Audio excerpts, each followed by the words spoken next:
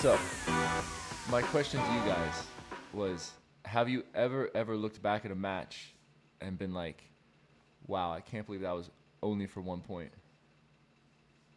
Ever a time? Bro, I need to look at my results Yeah. because I can't remember this. I think it hits you hardest when you lose and you know that you played like a coward, you know? Like I was in Cancun, I remember, and it was a weird tournament because it rained for 5 days straight. And the first round of singles started on Friday afternoon. So I start playing this guy. I can't put a ball in the court. Like, it's just embarrassing level of tennis. Like, it's I can't be classed as professional really, when you think about it. But anyway, we're going, me and this other lad, and we're both just bunting the ball around, and it's just not pretty. And we get through 2 sets, but then it gets dark. So I lost the first set quick, and I'm like, pack your bags, Oscar, you going home, mate. But somehow I just managed to just scrap through, won the second set, and the ref was like, do you guys want to keep playing? Because it's getting pretty dark. And I'm like, nope, we're done. Off the court in 2 seconds. I remember that. Hoping the next day I can bring something a little bit better. But because of the rain, there was no full third set. So we're just playing a tiebreak to 10 to decide the match. So I rock up the next morning. Matches start early because they got a lot to get through, 8 a.m. So I've rocked up at 8 a.m. to play 5 minutes of tennis and finish the match. And there's 1 point on the line, and I can't tell you how tight both of us were. It was the worst level of tennis maybe played in a professional tournament ever. And I won't talk about the other guy because he was involved. But I think like when you're at these futures events, you can get trapped in thinking that that's the be all and end all of professional tennis, and you forget about the bigger picture. You forget that Carlos Alcaraz and these boys, they're not holding back. Like, they're not afraid to lose. So that's really what it came down to. We were both just frightened to death to lose. So we end up bunting the ball back and forth. Of course, I lose in 2 minutes, and I'm off the court in 30 seconds. I have my winter jacket on because I'm flying straight to Milwaukee. So, I remember that. So this was actually... I've got my suitcases with me 5 minutes after I've lost, saying I'm never coming back to this kip again. This was the first time I've ever met Osgar. Was at this exact tournament. And to put things in perspective, usually when matches get suspended, the tournament director puts you second on instead of first on, so you don't have to be the last one off and then up early in the morning.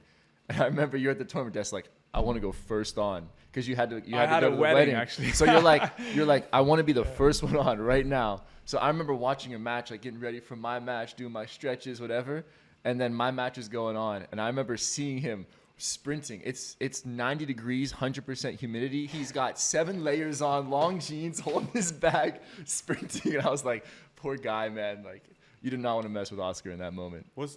I find what's tough about those matches is that you play all of that for 1 point out of 15K, and then the next day you have to go and do it again for 1 more point, you know? So you could have done it all again. I like to think of it the other way around now, because that match taught me a lesson that you have no chance if you're gonna play like that. As much as you want it and you cripple yourself to playing, you know, at a very conservatively, you don't want to miss and you tighten up.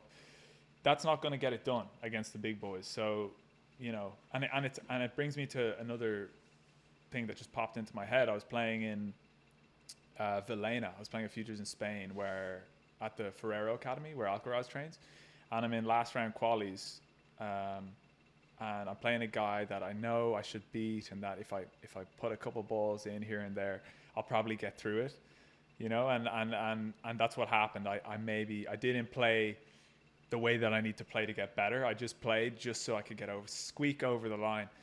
And I come off court and I'm feeling pretty good about myself. Like, I've and I'm in the main draw now. Like, feeling good, walking off the court like the big man. And on center court, Carlos is playing with Juan Carlos Ferrero, and he was playing another sport that I had just been playing for the last hour and a half. He was just crunching the ball, crunching it like so.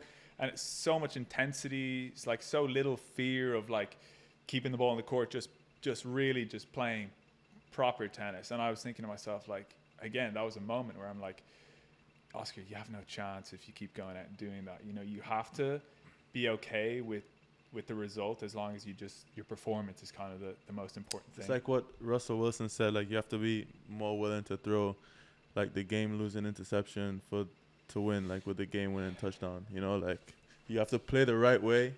You know, because even if you play the right way Wisconsin and lose, alum, Russell Wilson. oh, Shout I out didn't know that. Wisconsin. But lost my train of thought now. Yeah, I was saying, so our old coach used to say this to us too, like you don't improve on those days where you're just pushing the ball around or playing the wrong way. You know, you have to be willing to play the right way, and if you don't get the result at the end of the day, you would have improved. And obviously it's a balance because you have to get the result on the day. But like, you think Alcaraz is worried about 1 point? Yeah, probably not. You know, it's like you got to remember that in the bigger leagues, in the challengers, in the ATPs, like the level is so, that's what you're striving to be. So if you're not trying to do that in the futures, like what are you really trying to do? It's like how I was in Montreal, right? Like the first week I in remember Montreal. actually Justin made that point to me when we first met in Tunisia. He was like, you know, like don't like keep playing the right way in the match, because I was devastated, came off loss, and we were just talking about the same thing, you know. I was going to say there's actually different types of pressure as you go up the ranking, though. Like, we're looking at tennis from one angle where, you know, up at a different level of tennis, you know, Alcaraz has his different pressures that he's like dealing with, if that makes sense. Yeah, it must be nice dealing with pressure when you make, but like, you know, like $200,000 a match. Like, no, but in all seriousness, it might loosen me up a little bit, actually. I mean, I can't even afford my flight out of Trinidad at the moment. Might have to join the boys and just live here. Do you remember Montreal? I was saying that I was similar way. Like the first week in Montreal, I played qualies, played someone that I've beaten 3 times in the past, twice last year actually. So I went in, and I wasn't playing necessarily very bad, but in the match, when the match came, I played with a lot of tension, trying to play the right way. Then I left that match, like lost the match, completely demoralized, and it was like, after this, I spent a lot of time with you actually, because we stayed together and then started playing looser. And by the next week, it was like a lot more free flowing. That was interesting. Like I feel like I took on a bit of a because I could see that you weren't playing the way that you could maximize your performance. You know, because I've seen you play very well. Yeah. And I've seen how that style works, and I just thought, like, Jody, like, you've got a huge serve, probably the biggest at this tournament. You know, you've got great volleys. Look at the guys who are doing well at the moment. Cressy, these boys, Rune, Alcaraz, are always coming to the net. Like, you need to be getting up there. Why would you give a guy a chance to compete with you when you don't have to? And I feel like you really... He wanted it so much. Huh? He wanted it so much. Yeah, it was emotional. Well, you know, it was emotional because, like, it's not that I didn't want to play that way, you know, but it was everything. You came to a point where you just didn't care anymore. Well, you know, a wise man once said, man. "You gotta want it less before you want it more." Wise? Is this a wise man? No way you came up. This with is the wise man that also said that the sun is very weird here at 12 o'clock, being straight above us. I mean, we're near the equator, so the sun goes directly above us. We're not getting back into. Yeah, we're not. No, anyway, the sun's done. Yeah. But Jody, the next week in Montreal, he comes out and the man's hot. Like, he's like, I don't care anymore. He's just flying around the court, just bashing serves, gets through qualies, and of course we draw each other first round. And I'm thinking, I've created a monster. Like, I'm bowing out first round again. So that was, you know, and we had a great match, you know, and I feel like that's kind of the way that we need to be playing if we're going to try and get any higher. Especially you and I have similar game styles, just to play that like big free flowing tennis too. Maybe AJ plays a little bit more like counter punching. And one of my coaches said one thing which resonated with me. It was like, don't wear the straight jacket when you're playing, you know, like, you know, those things that, like, it's all tied up. Yeah, the ones that you got to take off the straight jacket, you know. True. Yeah, it's true.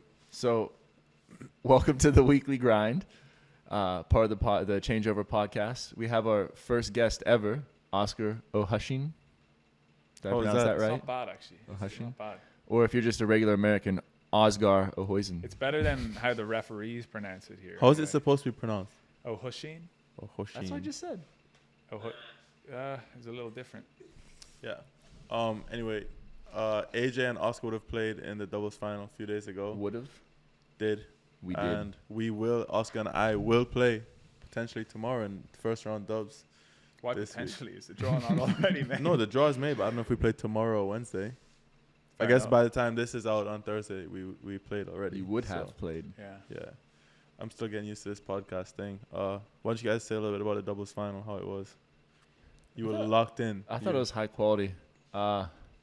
So I've never seen you want doubles more. To make a long story short, I normally come to these tournaments focused on singles, but one of my friends, Josh, my partner for this week, he texted me 2 minutes, not 2 minutes, 2 days. Let's wrap up the dubs. I'm only messing with you. Go ahead. So Give me your 20-second elevator pitch on the dubs match. all right, my 20 seconds was I tried to piss off Oscar and it failed. Yeah, it failed miserably. Yeah, no, it was a good match. It was spicy out there. Well, that's what I was trying to get into, but you cut me off there. Yeah, sorry, man. No, I was just gonna say like I wanted to have fun with the doubles match. Like I didn't. Sounds horrible. I didn't care if I won or lost. It's Like, inevitable. I wanted to win, but I didn't care which way it went. So I told Josh, I was like, we're not gonna break Zeke down mentally, but maybe we can get into question Oscar's for head. you, lads. What did you think about Apelka said a few weeks ago that he thinks people they should just bag doubles altogether? Like they should just. I rate it. It's controversial. As Well, someone we who have- just made a professional doubles final. We it's have crazy. like the most diverse. This is like the perfect three to talk about this because we all have pretty different views on doubles. I enjoy doubles, to be honest.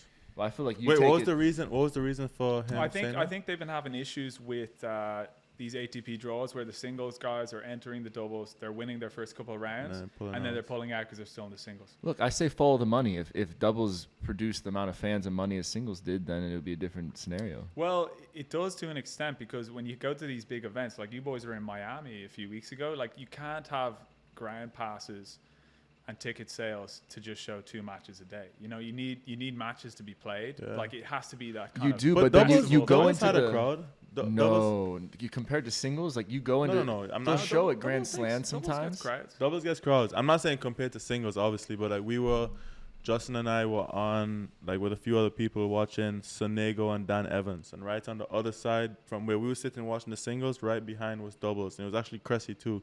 Cressy was playing. I don't even remember who. Maybe Jamie Murray and other people, and there was a smaller court, but like still fully packed, and that was early in the week. That was like maybe second, third round. So like I think doubles do get crowd, but for Opelka's point, yeah, I don't know. Maybe they need to do a better job of managing that because they have that in the futures. Like I think not that we get crowds, but like I don't know if you're allowed to pull out of doubles to go to qualies the next week. to Yeah, I play heard singles someone qualies saying next week. like an interesting way of doing it would be like if you do pull out of doubles that you're not allowed to play the next X events, you know?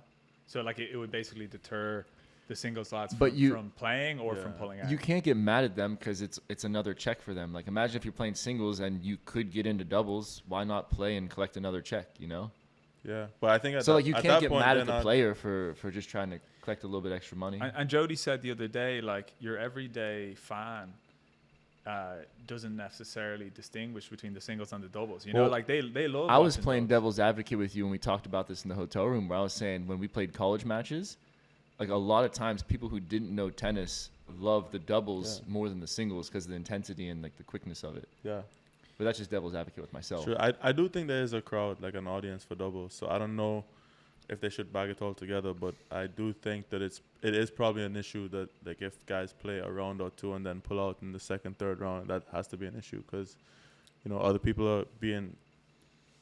First of all, some people miss out on an opportunity to get into the draw because that's a team that takes up an opportunity, and then after that, it's like other people just get to walk over into the next round. You know, they don't earn their way But through Jody, that match. if you were making the quarterfinals of Miami and you were in doubles, I love doubles, bro. I'm playing doubles, so I'm a bad person to ask. Oh!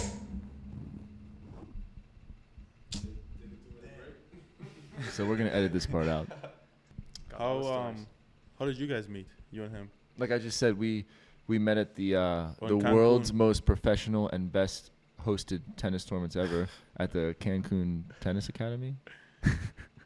For any professional players out there, don't start your career in Cancun. Yeah, that's where careers go to die. Yeah, I think they're not having any futures for a while, so you don't have to worry about that. I will say it's disappointing though that we don't have like a location in our region like they have like in Yeah, the concept Egypt, is Tunisia. good. The concept of having these tournaments week in, week out, I think is actually a pretty solid. But they took idea. advantage of the players. Like, I feel like they took advantage of us in the Americas, knowing that, like, we would go there and camp out, and they just, man, like, we're playing with different balls. Would be in the same tournament. In the first round, we'd play with one ball, and in the second round, we'd play with a different ball. It truly feels like a prison. I mean, we used to nickname if it you the ask compound. me, if I wanted to go to Guantanamo Bay for a couple of days, a stint there versus a month in Cancun for futures, strap me up to the torture table, like start waterboarding me. I'm not going back to Cancun for the rest of my days. Rough. How do you compare these tournaments to the U.S. tournaments? Well, it's funny. Before we even move on to that, I was in Monastir in January, and I was hearing people, like, I didn't know many people there, so I was kind of to myself with my earphones in, but I'd hear people chirping, and I'd hear people complaining, like, man, this is so bad, or like, man, the food is like crap, whatever. I'll be thinking to myself, like, this is like a 5-star resort compared to Cancun. We got 3 buffets here. We can get coffee whenever we want. Monastir, I've got some ill feelings towards Monastir. But I guess myself. my point being is that Cancun was on such a bad level that Monastir looks like a professional tournament compared to that. What's your story I've got about a funny story Monastir? about Monastir, actually. Yeah, Let's hear it. So it was it's where I met Justin, actually, and it was fun. It was fun, but I didn't have the best start there. Like, it was one of the first tournaments back after COVID. I'm excited to play. I fly in late, and the next day I'm excited to get the week going. Let's have a good training session. Let's start the week off right. So, I go down to the courts or whatever, and it's just absolutely jam-packed. Like, there's at least 4 people on every court, doing their half-court drills or whatever it is. Except for this one court, there's 2 people on it. There's a girl who's obviously playing the tournament because they host the women's events as well, and what looks like her dad or her coach or whatever. And I'm like, standard procedure, half a court there, let's hop on. Myself and another Irish fella, and get on the court, and this dad turns to me, he goes, "What do you think you're doing?" And I'm like, excuse me? Like, I was just going to play on half the court. And he's like, no, we're practicing here. Like, oh, you're a sexist. Oh, you think girls don't deserve full courts? Oh, I see how it is, buddy. I'm like, are you serious right now? Like, is this actually happening? And it really annoyed me. So I was like, who is this lad think he is? So I dropped my bag off on the court. I'm like getting ready to play. This guy comes up to me. He squares up to me. He's like, "What do you think you're doing, man?" I thought he was about to chin me. Like, I was a little bit worried. It was about to be over. I was a little bit worried. It's like, quick trip to Monastir, like straight to the hospital. But the other Irish guy eventually came in there, and he's like, "Let's just wait for another court." And I get off, and this guy's just staring at me like he's in an octagon, like as I'm walking off. I'm like, "Mate, this is a tennis tournament. Like, you can't be acting like that." Well, Monastir, court time is like gold. I remember I'd come back from my match, and there'd be a line. People are waiting like an hour in line to sign up for a practice court. It's absurd there. But it's also because it's a combined event, so they have the men's and women's event there at the same time. When I played there, they had 3 events at the same time, but I guess now they were using 2 facilities, so practice courts weren't an issue. But I heard that Sham. I heard Sham is really nice. Like some of the other places too. Greece, I heard, is nice too. It's a shame that we don't have facilities like that. Well, not facilities, but tournaments like that over here. Like, we have to play Cancun when it opens up. Cancun's done though. We're done. on to bigger and better God. things. I would play here a lot, actually, in Trinidad. I like it here. I'm I a big fan. I love it here. Even though I bowed out, I haven't won a singles match here yet. Like, I'm enjoying it. Let's talk about that really quick then. That's a question that we had. How do you bounce back from bad matches or training sessions, and how do you build up for the next tournament? Just stop crying about it. Get back up on the horse. No, I mean, it is actually, it's pretty difficult to when you invest a lot into it and then you don't get the reward. Like this last week, I lost first round, and I thought I was ready to go. I was looking forward to having a good tournament, and for me anyway, I will do a little bit of venting. I think, like, I'll say that I'm hanging up the rackets to whoever will listen. Let to someone me. hear it a little bit. Yeah, for a sob story for anyone who will listen, and then the next day, maybe have a beer or two that night, like cry myself to sleep, and then next day we're ready to go again. I think that it's that kind of resilience, which is one of the skills of trying to be a pro player. Yeah, especially in a sport where you lose 25 to 30 weeks out of the year, unless you're winning the tournament, which is not often. So I think a better way to put it is just one person out of, including qualies, like 60 people walks away that week without losing. Exactly. That's tough. Yeah, I mean, it's just brutal, but I will say that here though, it's like you have, because the matches start at 2 p.m. you have a lot of time in the mornings if you need to go and get on the court and play. I mean, now it's a little bit tricky because it's been raining the last 2 days. So the we 2 have o'clock indoor courts. start is interesting. I don't know if you boys talked about that on the last one, but they said that so that more people would come and watch. So now we have 3 people watching instead of 0. Our doubles final was kind of lit. The doubles was kind of that. Yeah, we that had goes back to music. my point. You want to cancel doubles? Yeah, that was the only match that there was a few people watching. Exactly. That's true. Y'all had We music. we had some soca music going. playing. Yeah, that's good Yeah, stuff. no, it was fun actually. The match was about to start and the music was still on for 2-3 minutes. You had to wait for the Yeah. music to be done. It's always nice when you find a tournament and you never really know when it's going to come, but like a few people actually come out and watch. And Well, actually, this week in the U.S., or like this upcoming week, is Vero Beach. That's one of my favorite tournaments where it's like the Marty Fish Foundation, where they actually they charge people to come in and watch you. Have you ever played there before? I don't play on clay. Yeah, I've played it. It is They a got nice like tournament. a DJ. I remember last year I played Liam on center court. I'm like going to take a sip like this, and I start hearing like, I'm like, what? Like, they have a DJ. People are drinking, watching, having fun. They get rowdy. That's Nice great. tournaments, Like, yeah. that makes it worth playing, like when you go to those Oh, events, it's so fun. It gives you that motivation, I think, to. That's what it feels playing the challenge. That's why I hated Cancun so much. It's because you're out here trying to do what you wanted to do since you were a little kid, and then there's just tarantulas walking around the courts, and it's just this horrible place, and no one watching, no one cares. I don't- Yeah. I remember I was in Cancun one week, and to give you guys a perspective, it's like it's a hotel, but it's just for tennis. Like you get into the gates, and it's like the hotel and tennis courts, and everyone who stays at the hotel is playing the tournament. And someone got their passport stolen, like out of the closet, like passport gone. And so she's like panicking, freaking out all day. And then later in the afternoon, like when she comes back to her room, her passport's just there on her bed. It's like It was a wild crazy place. stuff happens in Cancun. I don't know about you guys, but whenever I want to go to a tournament, it's going to sound horrible. I don't care if like my life's in danger or whatever, as long as when we step on that court, it's tennis. I felt like at Cancun, no matter what you did, it was never tennis. You were just surviving. You just out-survived your opponent. How'd you guys feel? Yeah, to go back to your point about Vero Beach, actually, that's why it feels nice to play like the occasional challenges, like at this level when we can play up as soon as we signing can. autographs in Monterey. Yeah. These little kids, Manarino signing autographs. They look at me. I look like a tennis player, and they're like, "Right, we'll have his as well." Then. Like, are you sure you want mine? Like, There was one day I was walking, it was I like, was about to ask Manarino for an autograph as well. yo, I was walking with like, maybe one day it was me, Evan Zhu, Evan King, and Kovacevic were walking up. Maybe not like together, but like the 4 of us are kind of walking. Like we're not really talking, but we're just walking. And then I don't have on a hat, so I have bald head now. And someone comes up to me. So it's the 4 of us there, and they come up to me and ask me for an autograph. So I'm like, okay. So I signed the autograph. No, I signed it. And then I looked at Evan, I said, surely they think I'm Manarino or Kudla or someone. Because you have like Kova's there, and Evan are also playing. Like they're still in the tournament playing matches. I've been out for 2 days. At the Challenger, the environment at the Challengers, from the few that I played this year, it's like what you described. It's like the opposite of Cancun, where like you were dreaming about being a professional player as a little kid, and then you get to these professional tournaments, and it's nothing like what you thought it was going to be. So the handful of challenges that I played, like it really, like it gets your adrenaline going a little bit. At least for me, like because I haven't played that many, so the adrenaline's flowing and you get like fired up to play, and it's exciting. You have like the ball kids. You play a few better as people. well, don't you? Like yeah, you kind for of, sure. Like the setup is nicer. There's people watching. You get new kinds of balls. Like you end up just playing better than you do at futures, which is, which is nice.